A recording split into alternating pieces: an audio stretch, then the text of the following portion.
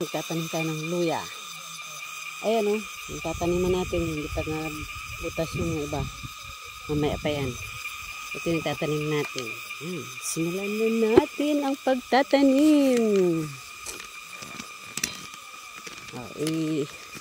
Iwan ko lang muna kayo dito. Kung tatanim ng luya. Tatanim tayo ng luya. Yung iba, hindi na kanito para kan. Ganyan na lang yan. Tamad akong maghimay-himay. Para pagkapon, malalaki na rin. Ganun yan, diba?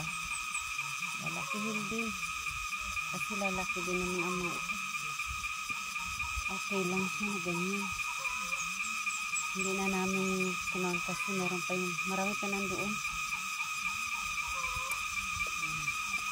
Tumubo na eh. Ano pwede ibenta? Tanim na lang lahat. Sige mamaya na, bye bye.